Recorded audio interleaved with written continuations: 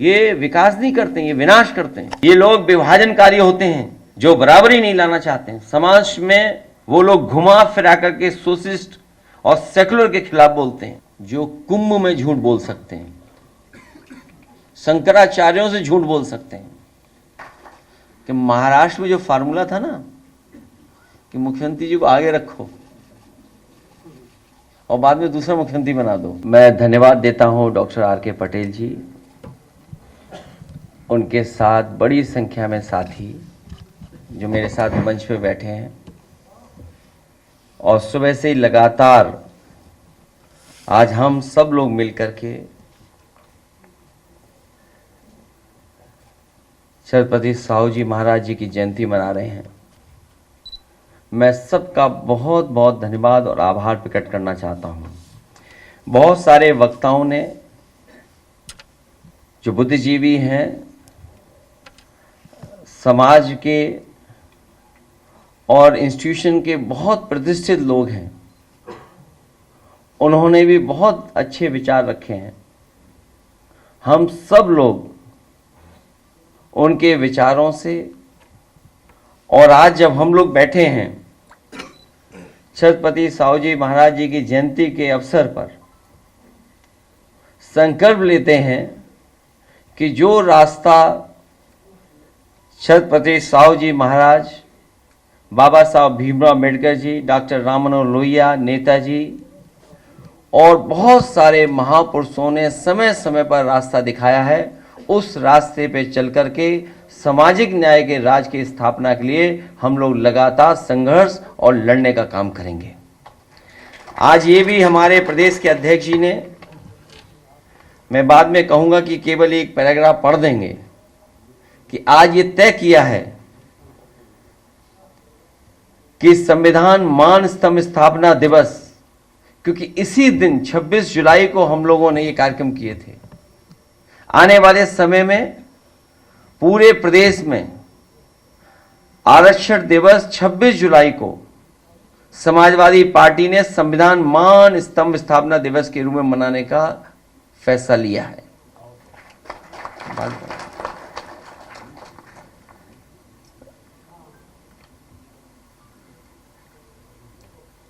हम और आप लोग देखते हैं कि भारतीय जनता पार्टी सत्ता में पहुंचने के लिए संविधान का तो इस्तेमाल करती है,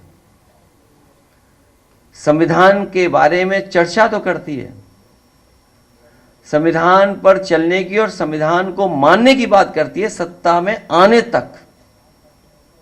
लेकिन जैसे ही भारतीय जनता पार्टी सत्ता में आती है, वो संविधान को नहीं मानती। बाबा साहब भीमराव अम्बेडकर का दिया हुआ संविधान के रास्ते पर नहीं चलते हैं। भारतीय जनता पार्टी के लोग शपथ भी लेते हैं, शपथ लेकर के ये महसूस होता है उनके काम करने के तरीके से कि उनके शपथ ग्रहण में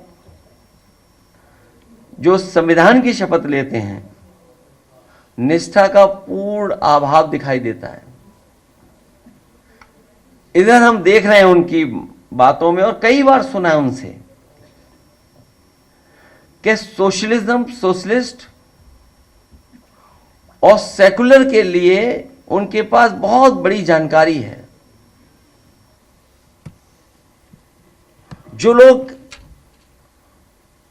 सोशलिस्टों के खिलाफ हैं, वही सेकुलर लोगों के लिए खिलाफ भी हैं। ये बात समझ में नहीं आ रही है कि वो लोग जो सोशलिज्म और सोशलिस्टों के खिलाफ हैं, वही लोग सोशलिज्म को मान तो रहे नहीं है, वही लोग सेकुलर और सेकुलरिस्टों के खिलाफ भी हैं। वजह वही है, दरअसल हमारे समाज में बहुत दिनों से व्यक्ति बनाम समाज का संघर्ष बहुत पुराना चल रहा है, और कोई ये संघर्ष नया नहीं है, लगातार संघर्ष होता रहा है। ये मैं बनाम हम की लड़ाई है। ये मैं बनाम हम की लड़ाई है। समाज के निर्माण और उत्थान के लिए अपनी व्यक्तिगता का विलय करना होता है, जो ऐसे खुद परस लोग कभी नहीं करते हैं। जो मैं बोलते हैं वो कभी स्वीकार नहीं कर सकते हैं।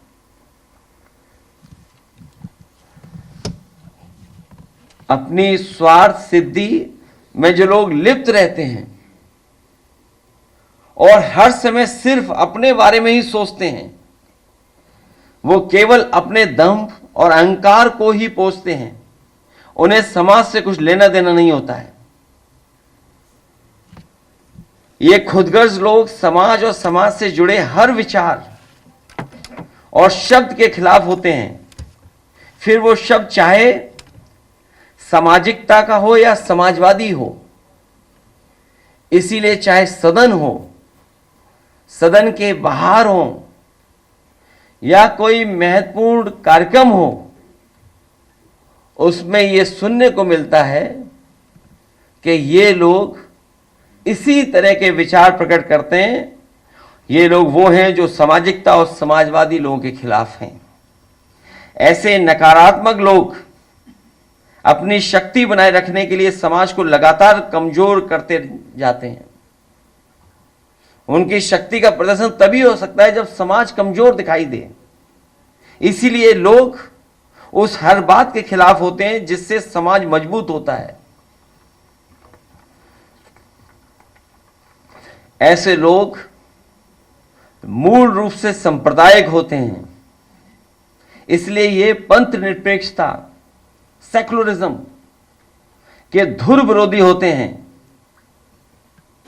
क्योंकि पंथ निरपेक्षता, सेकुलरिज्म हमें यह सिखाती है और लोगों को करीब लाती है, लोगों को सहनशीलता बनाती है, सहनशील बनाती है, लोगों को जियो और जीने दो का सिद्धांत सिखाती है, सबके बीच मेलजोल बढ़ाती है, सौहार्द बढ़ाती है, देश की गंगा जमनी तहजीब की हिफाजत करती है, दिलों को एक दूसरे से जोड़ती है, क्योंकि इन सब बातों से समाज मजबूत होता है।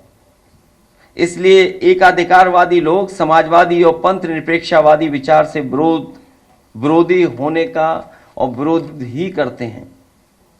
सोशलिस्ट और सेकुलर होने के लिए बड़े दिल वाला होना चाहिए। सोशलिस्ट और सेकुलरिस्ट होने के लिए बड़ा दिल वाला होना चाहिए। बड़ा दिल करना पड़ता है।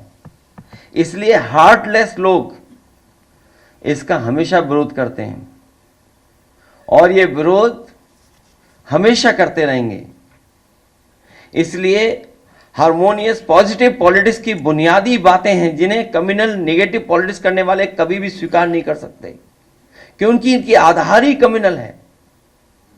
इसलिए कभी भी ये समाज में एकजुटता नहीं स्वीकार कर सकते, समाज में हार्मोनी हो उसको स्वीकार नहीं कर सकते हैं। इसलिए ये लोग पीडीए के भी विरोधी हैं, क्योंकि पीडीए पीड़ा के एक सूत्र से बंधे लोग हैं। जितने भी पीडीए के लोग हैं, हम सब किसी न किसी एक पीड़ा से जुड़े हुए लोग हैं, एक दूसरे से बंधे लोग हैं। उनकी एकता और एकजुटता से व्यक्तिवादी नेगेटिव लोगों के लिए चुनौती बन करके आती है। उनकी सदियों से चली आ रही सत्ता की सोच को ये पीडीए की ताकत हिला रही है, इसलिए ये लोग नेगेटिव हैं। ऐसे व्यक्तिवादी सोच के लोग प्रभुत्ववादी और वर्चस्ववादी होते हैं, जो दूसरों का उत्पीड़न समय समय पर करते हैं। प्रभुत्ववादी लोग, वर्चस्ववादी लोग समाज में हमें देखने को मिलता है कि वो हमेशा उत्पीड़न, अन्याय करते हैं। प्रभुत्ववादी अपने को दूसरे से ऊपर समझते हैं। ये सोच ही है ऊपर नीचे के वर्टिकल डिवीजन को जन्म देती है। ऊपर होने से ही वो अपना प्रभुत्व कायम रख सकते हैं, अपना वर्चस्व बनाए रख सकते हैं। इसलिए पीडीए की पॉजिटिव पॉलिटिक्स है, नेगेटिव लोगों को कभी स्वीकार नहीं हो सकती है। ये पीडीए हमारी पॉजिटिव पॉलिटिक्स है, डेवलपमेंट की पॉलिटिक्स है, आगे की सोच को आगे बढ़ाने की सोच है। इसलिए ये नकारात्मक लोग, नेगेटिव लोग कभी भी स्वीकार नहीं कर सकते पीडीए की ताकत को। ये लोग विभाजनकारी होते हैं जो समाज को तोड़ते हैं, जबकि पिछड़े पीडीए के लोग, दलित, अल्पसंख्यक,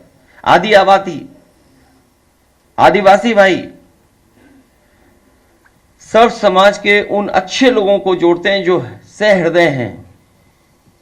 सोशलिस्ट एंड सेकुलर का विरोध अप्रत्यक्ष रूप से संविधान का ही विरोध है, और संविधान का विरोध दरअसल सामाजिक न्याय का विरोध है और आरक्षण का भी। जो बराबरी नहीं लाना चाहते हैं समाज में, लोगों के बीच में जो गैर बराबरी है उसको खत्म नहीं करना चाहते हैं, वही लोग खिलाफ हैं, वही लोग नेगेटिव हैं, वही सामाजिक न्याय के विरोधी हैं, वही संविधान के विरोधी हैं। जो संविधान के विरोधी हैं वही आरक्षण के विरोधी हैं। जो लोग सियासी नुकसान के डर से सीधे सीधे संविधान और आरक्षण के विरोध में नहीं बोल पाते हैं, वो लोग घुमा फिरा करके सोशलिस्ट और सेकुलर के खिलाफ बोलते हैं। जो लोग संविधान के खिलाफ सीधा सीधा नहीं बोल पा रहे हैं, इसीलिए वो सेकुलर और सोशलिस्ट लोगों के खिलाफ बोलते हैं, क्योंकि संविधान और आरक्षण के खिलाफ सीधा सीधा बोलने से उनको लगता है कि उनका बोर्ड खिसक जाएगा। पीडीए इन लोगों के संविधान विरोधी मंसूबे कभी पूरे नहीं होने देंगे। पीडीए जन अधिकार का ऐलान है। एक अधिकार के मुकाबले जनाधिकार जीतेगा, और मैंने कई मौकों पर कहा है एनडीए नेगेटिव लोगों का नारा है, पीडीए पॉजिटिव लोगों का नारा है। मैं आप सबका बहुत बहुत धन्यवाद देता हूं प्रेस के लोगों का।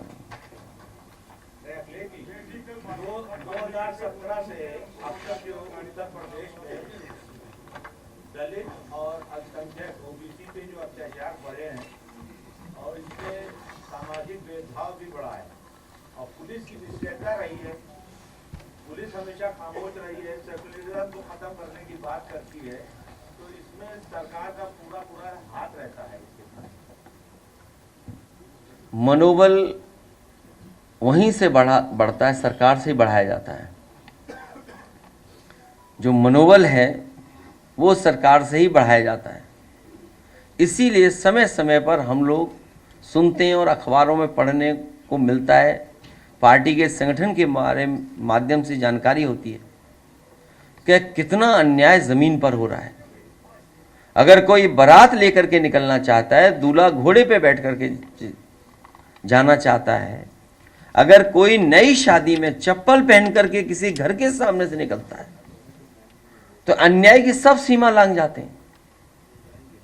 और लगातार 9 सालों में जो लोग जीरो टॉलरेंस की बात कर रहे थे, न्याय देने की बात कर रहे थे, सबका साथ सबका विकास की बात कर रहे थे, उन्हीं की सरकार में महिलाओं पर सबसे ज्यादा उत्पीड़न हो रहा है। और सरकार के ये आंकड़े बताते हैं कि दलितों पर सबसे ज्यादा अगर कहीं पर अन्याय हो रहा है तो वो उत्तर प्रदेश में हो रहा है। सर, इटावा वाला जो कथावाचकों वाला मामला है, उसमें अब कथावाचकों पर पुलिस ने एफआईआर दर्ज की है, जिसमें आइडेंटिटी छुपाकर आधार कार्ड बनवाने और पहचान छुपाकर कथा करने का आरोप है। भारतीय जनता पार्टी के लोग जो कुंभ में झूठ बोल सकते हैं, शंकराचार्यों से झूठ बोल सकते हैं, गंगा जल में स्नान करने के बाद झूठ बोल सकते हैं, मरने वालों की आंकड़े छिपा सकते हैं, उन्हें कौन पकड़ेगा? जो पुलिस वर्दी में कैश लेके गई थी, आखिरकार वो कैश किसका था? अगर पुलिस कैश लेके जा रही है और कैश दे रही है, तो आखिर किसका कैश था वो? इस सरकार में कुछ भी हो सकता है।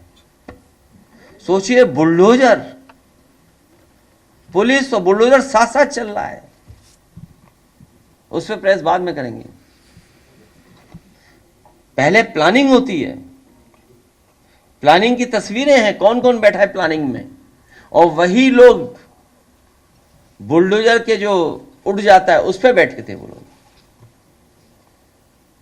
इस सरकार में कुछ भी हो सकता है, अधिकार केवल इतना सुनते रहो बस। पिछले दिनों जो है ट्रेंड चला था, यादव जी से तो आपने पूछा था कि चुनाव लड़ने के लिए, तो उन्होंने कहा था लखनऊ आकर बात करेंगे, तो क्या आप उनको टिकट देंगे?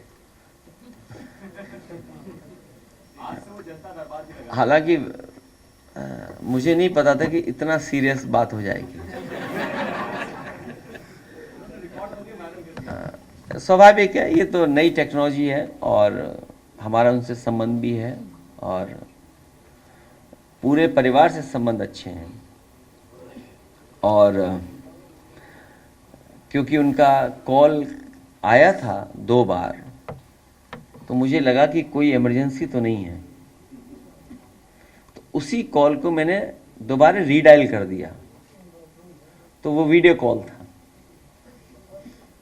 तो अब जब वीडियो कॉल उठ जाएगा तो आप काटेंगे तो वो भी सिविलाइज्ड नहीं लगता है। तो हम पॉलिटिकल लोग क्या पूछेंगे, यही पूछेंगे ना, चुनाव लड़ रहे हो कि नहीं लड़ रहे हो। तो इसलिए मैंने पूछा कि क्योंकि बिहार में माहौल है ऐसा कि चुनाव होने जा रहा है, विधायक हैं वो, इसलिए मैंने पूछा।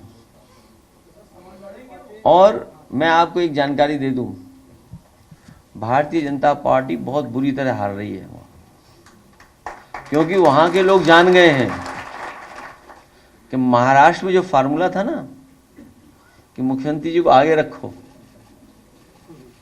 और बाद में दूसरा मुख्यमंत्री बना दो, बिहार के लोग बहुत समझते हैं ये सब बातें।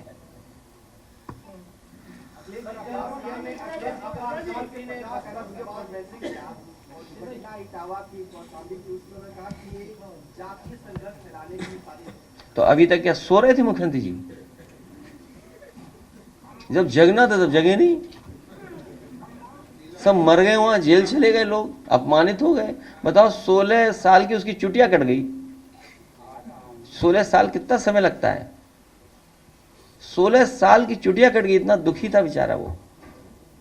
अब बताओ किसी की चुटिया काट दो तो कैसा महसूस होगा आपको? बाल काट दो, वो तो बात हम कह नहीं रहे हैं कि कैसे पवित्र किया गया। बताओ अगर ये बात सच है तो कहे कि हम विश्वगुरु हैं? क्या आपको ये लगता है दुनिया ये नहीं देख रही आपकी? क्या दुनिया नहीं देख रहा? दुनिया के लोग बैठे हुए नहीं देख रहे ये सब चीजें? दुनिया के लोग देख रहे हैं कि भारत में क्या हो रहा है। तभी तो ट्रम्प जी से बार बार खाते हो आप डांट। अगर ट्रम्प जी को पता लग जाए कि इटावा में ऐसा हुआ है तो समझ लो क्या होगा। सच बता रहा हूं मैं आपको, अगर वहां अमेरिका के राष्ट्रपति जी को पता लग जाए कि भारत में, बताओ क्या कर रहे हैं ये लोग, सोचिए क्या होगा। नहीं, मैं संविधान को मानता हूं, संविधान और जो हमारी जो व्यवस्था है उसको मैं मानता हूं, इसलिए मैं ये नहीं कर सकता हूं, क्योंकि हमारी आपकी बातचीत हो रही है इसलिए मैं ये बात कर रहा हूं। क्योंकि जो लोग कहते थे हम 4 बजे जग जाते हैं, बताओ वहां रात भर कितना अपमानित हुए हैं वो लोग। और कोई ये सवाल ये नहीं है, इस तरह की घटना सब जगह हो रही है। जब महोबा की मुझे जानकारी मिली, मैं यहाँ नहीं था, कि एक शादीशुदा परिवार, 2 दलित परिवार नई शादी होकर के आए और क्योंकि वो चप्पल उतार के नहीं जा रही थी तो इसलिए अपमानित होना पड़ा उस परिवार को। मैंने अपने एक साथी को भेजा उनके घर गांव में, जो शादी पे सम्मान होता है वो तो किया ही किया, और हमने भरोसा दिलाया समाजवादी कि हम आपके साथ हैं इस समय। ऐसी बहुत सारी घटनाएं जहां समाजवादी लोग पहुंच करके जो समाज की बुराई है उसको दूर कर रहे हैं। क्या मुखर्जी जी को नहीं पता लग रहा ये सब बातें? फिर क्या है, वो कहते हम 4 बजे जग जाते थे। और सच्चाई ये है कि 2 डिप्टी सीएम ने सब करवाया गड़बड़। गोरखपुर में कल आपके नेताओं पर हमला हुआ, नेता विपक्ष के, उस पे मैं कल या परसों बात करूंगा। देखिए आप ये देखिए ना, जमीन छीनना चाहते हैं आप, हर एक की जमीन, भारतीय जमीन पार्टी ये सबकी जमीन छीन लेंगी। ये गरीब को न्याय नहीं देना चाहते हैं। अच्छा, कौन डेवलपमेंट के खिलाफ है? हम समाजवादी लोग कभी डेवलपमेंट के खिलाफ नहीं हैं, और मैंने कई बार एग्जाम्पल दिया आपको। इनका फ्लाईओवर एक बिल्डिंग से टकरा रहा है, आगे नहीं जा पा रहा है। ये किसकी कमी माने? विभाग की कमी माने, सरकार की कमी माने, किसकी कमी माने? अधिकारियों की कमी माने। जब सब स्टेशन हटाना था, जो मुआवजा उस व्यापारी ने मांगा वो मुआवजा दिया गया। आप बहुत दूर मत जाइए, लखनऊ बिल्कुल जहां से शुरू होता है एक्सप्रेसवे, वहां गांव के लोगों को शिफ्ट किया गया। गांव के लोगों ने जो जो कहा, जो मार्केट वैल्यू थी वो दी गई। अगर उन्होंने कहा कि हमारा कुआं इसकी इतना लागत थी, हमारा ये कमरा था इसकी ये लागत थी, मैंने अधिकारियों से कहा कि जो लागत वो बताएंगे गरीब, उसको स्वीकार करना, आप अपना दिमाग मत लगाना। अरे कंजूस लोगों से क्या उम्मीद करोगे आप? कौन डेवलपमेंट के खिलाफ है बताओ? उन्हें लगता है कि उनकी जेब से पैसा जा रहा है। अरे सरकार का, हमारा, आपका पैसा जा रहा है, गरीब ही टैक्स दे रहा है, वही पैसा आपको देना है। आप अपने लिए तो कई बार कैबिनेट से करवा लिए, वो तो मैंने सदन में कहा था, अगर आपको याद हो तो मैंने सदन में कहा कि बताओ आपने मुआवजा लिया, ऐसा मुआवजा सबको दिलवाइए। तो मार्केट वैल्यू में सर्किल रेट बढ़ाकर के क्यों नहीं मुआवजा दे रहे हो? सोचिए कल वैल्यू क्या होगी उसकी, जिनको वो जगह मिल जाएगी। अयोध्या में जब गरीबों से जमीन ली तब कोई सर्किल रेट नहीं बढ़ाया। जब इनके लोगों ने सब जमीन ले ली तो बताओ सर्किल रेट कितना बढ़ गया? 200%। आप 200% पहले क्यों नहीं बढ़ाए? क्योंकि उस समय गरीब की मदद हो रही होती। ये विकास नहीं करते, ये विनाश करते हैं। और ये तो नई परंपरा है कि पुलिस के संग बुलडोजर पे भारतीय जनता पार्टी के लोग बैठ के जा रहे हैं। बहुत धन्यवाद भारतीय जनता पार्टी के लोगों को ट्यूशन देने के लिए, फ्री पढ़ाई कराने के लिए।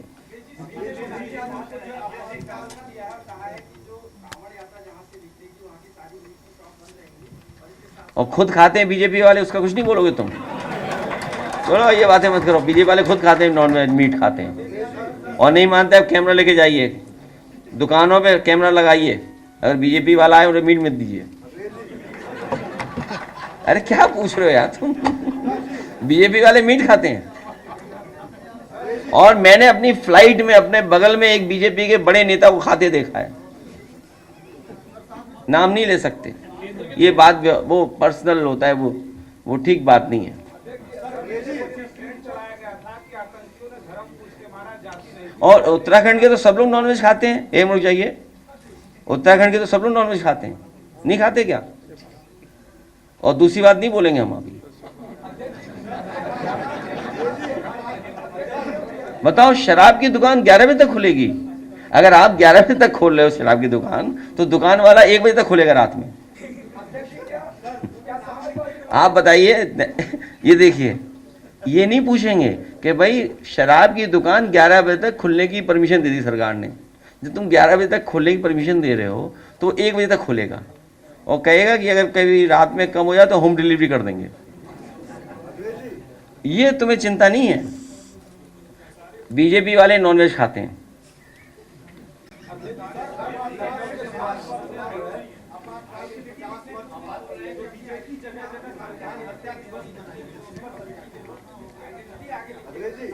क्या चीज? अरे भारतीय जनता पार्टी वाले नॉनवेज खाते हैं, बस इतना पता है मुझे।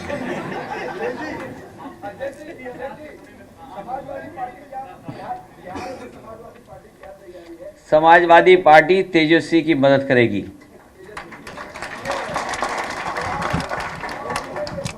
उनकी पार्टी की मदद करेगी। आदरणीय लालू प्रसाद यादव जी के साथ समाजवादी पार्टी खड़ी दिखाई देगी। जब कह दिया खड़ी दिखाई देगी साथ,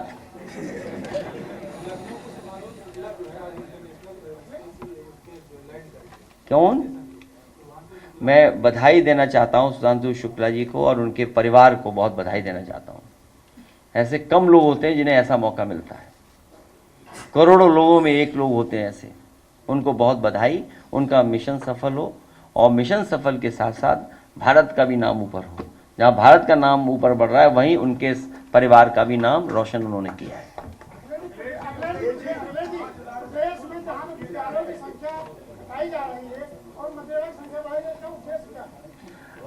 आप केवल मुख्यमंत्री जी को हटा दो यहाँ से, कॉलेज खुलेंगे, यूनिवर्सिटी बनेगी, लैपटॉप बटेंगे, IIIT आएगा और अच्छे काम होंगे, विकास के काम होंगे, एक्सप्रेसवे बनेंगे।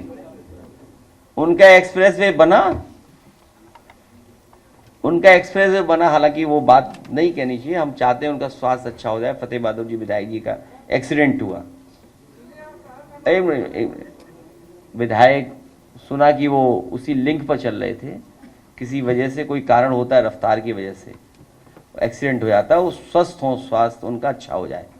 लेकिन बात ये समझ में नहीं आ रही है, एक्सरे देखना चाहिए डॉक्टर को,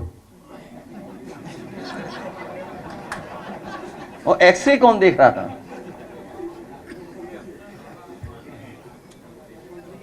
ये बात नहीं कहनी चाहिए।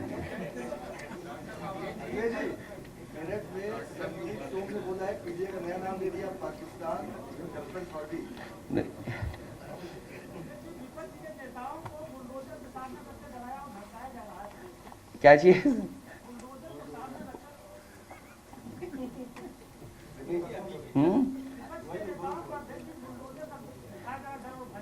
ये प्रेस जब हमारे डेलीगेशन के जो दोनों लीडर ऑपोजिशन गए थे, वो लोग और पार्टी के संगठन के जिलाध्यक्ष और हम सब लोग हैं, तब चर्चा करेंगे उस पर।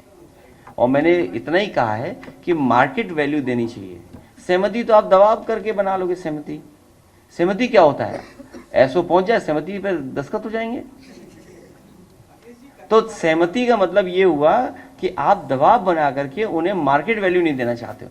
अच्छा, आपने अपना मॉल बना लिया, अपने लिए मुआवजा ले लिया, कैबिनेट से पास करके मुआवजा ले लिया। तो जो व्यापारी हैं, दुकानदार हैं, जो वर्षों से वहां काम कर रहे हैं, रह रहे हैं, तो कम से कम उनके प्रति तो इतना होना चाहिए सरकार को कि उनका मुआवजा मार्केट वैल्यू मिले।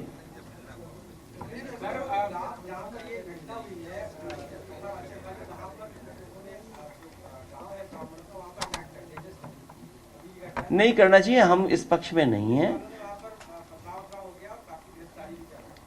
कई बार बीजेपी वाले, क्योंकि बीजेपी वाले बैकफुट पे चले गए हैं, बीजेपी वाले ही किसी न किसी को आगे करेंगे। और मुझे अगर नाम बता दोगे किन लोगों ने अटैक किया, पता कर लेंगे तो आपको भी थोड़ा क्लियर हो जाएगा, हमें भी क्लियर हो जाएगा कि कौन लोग शामिल हैं उसमें। लेकिन हमने समाजवादी पार्टी से इसीलिए कहा कि कोई भी किसी तरह से व्यवहार खराब नहीं हुआ किसी के प्रति। और इसीलिए जैसे ही मुझे जानकारी मिली सुबह, मुझे हमारी पार्टी के कार्यकर्ताओं ने सुबह 6 बजे तमाम वीडियो डाल दिए थे। मैं उस न्यूज़ को अवॉइड कर रहा था, इग्नोर कर रहा था। लेकिन जब वो न्यूज़ और वो लगातार फ्लैश होने लगी, तो मैंने तुरंत अपने पार्टी के संगठन के नेता से कहा कि इस परिवार को लेकर के आ जाओ मेरे पास। और इसीलिए मैंने उनका सम्मान किया यहाँ पर, जिससे समाज में वहाँ पर दूरी पैदा ना हो। इसीलिए मैंने उन्हें बुला लिया था, क्योंकि बीजेपी चाहती है झगड़ा हो, जातियों में झगड़ा हो, धर्म का झगड़ा हो, तभी तो लाभ उठा पाएंगे। तभी ये मैं और हम का बात है। बीते दिनों आपने गौरीगंज से विधायक राकेश प्रताप को पार्टी से निकाल दिया। उन्होंने आज सुबह एक ट्वीट किया है, कहा क्या आपने भी मोटा पैकेज लेके श्री सेठ जी को राज्यसभा भेजा था? अरे मेरे नासमझ भाई, ये समाजवादी पार्टी है, पार्टनरशिप करने वाली, पैकेज वाली नहीं है। अरे किसी से करना ही होगा तो पार्टनरशिप करेंगे ना। नहीं समझ पाए ये।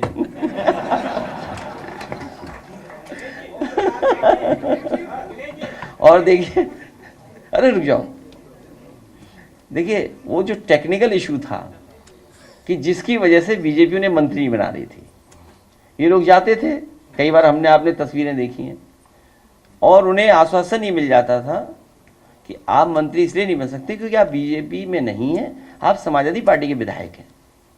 तो वो टेक्निकल पार्ट हमने हटा दिया। अरे भाई, हम और आप सब लोग इन चीज़ों में नहीं उलझना चाहते हैं, हम तो शपथ वाली तस्वीर देखना चाहते हैं। नहीं, शपथ मिल जाए तो एक ग्रुप और फिर बाहर करें, उन्हें भी शपथ हो जाए। शपथ दिलवाओ जल्दी। है वो भी एक दिन गुलाम थे सभा के, वो भी सभा के गुलाम रहे। अब छोड़िए, बात मत करिए। साथ ही सीतापुर में एक स्कूल पर बुलडोजर चलता है विकास को लेकर, क्या कहना चाहेंगे? हम ये चाहेंगे कि आप इन मुख्यमंत्री जी को हटाओ जल्दी। जब ये हटेंगे तभी शिक्षा में सुधार होगा।